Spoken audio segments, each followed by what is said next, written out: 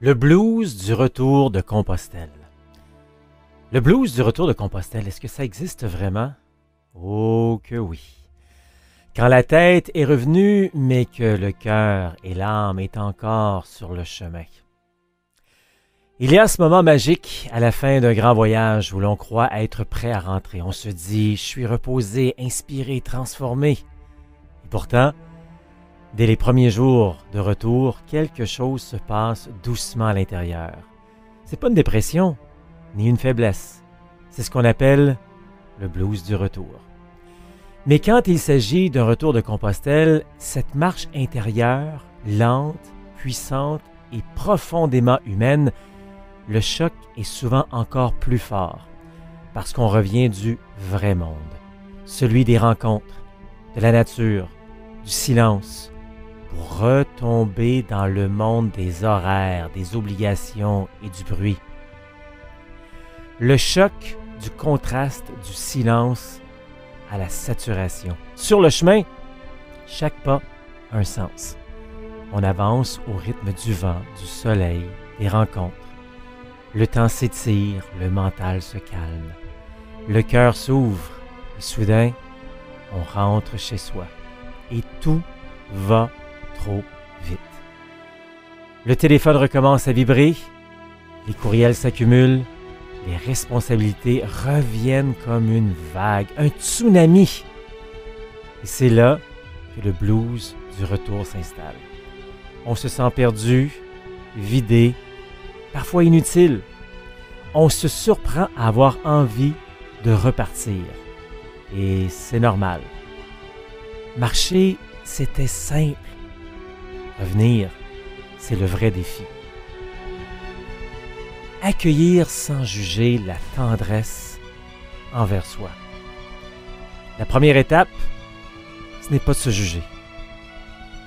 Oui, tu te sens dérouté. Oui, tu as de la difficulté à te remettre dans le bain. Et c'est parfaitement humain. On est souvent très dur envers soi-même. Voyons, je ne devrais pas être comme ça, je devrais être en pleine forme après un tel voyage. Mais le corps et l'âme ont besoin de temps pour atterrir. Compostelle, ce n'est pas juste un voyage physique, c'est une transformation intérieure. Et toute transformation demande une période d'intégration. Alors, offre-toi de la douceur. Mange bien, dors beaucoup. Continue de marcher même juste quelques kilomètres. Et rappelle-toi, tu n'as rien perdu de ce que tu as vécu sur le chemin. Tu es simplement en train de l'apprivoiser. Revenir en douceur, 6 étapes pour une transition harmonieuse. Numéro 1, accorde-toi un temps de battement. Ne reprends pas le travail le lendemain de ton retour. Laisse-toi quelques jours de calme pour ranger, respirer, revoir tes proches doucement ou simplement rien faire. 2. Recalibre ton rythme. Sur Compostelle, tu vivais selon la lumière du jour. À ton retour, essaie de garder un rythme naturel. Dors tôt, marche, médite.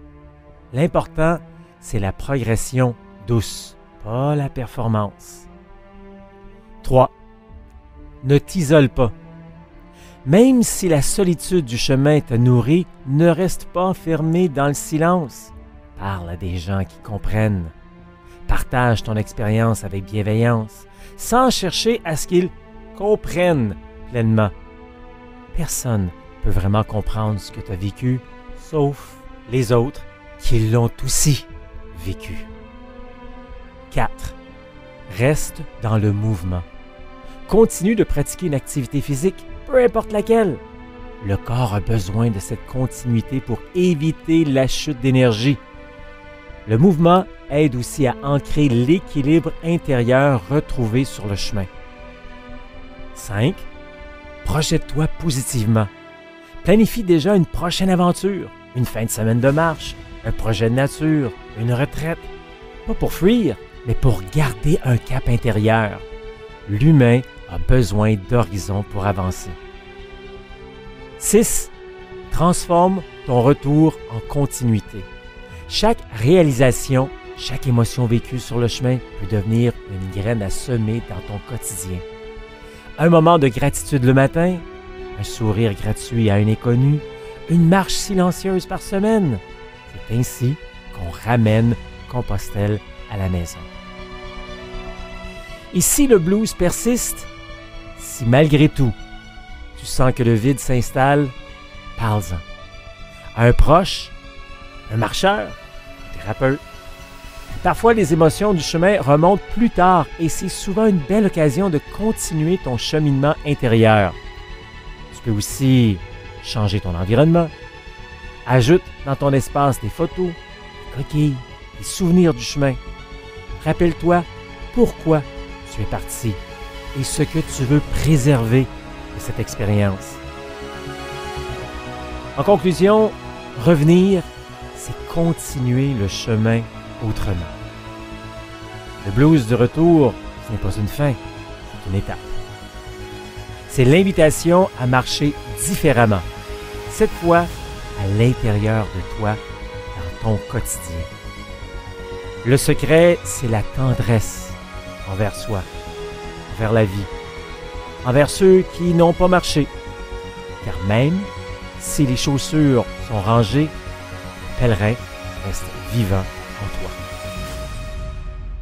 Et comme disait Marcel Proust, le vrai voyage ne consiste pas à chercher de nouveaux paysages, mais à avoir de nouveaux yeux.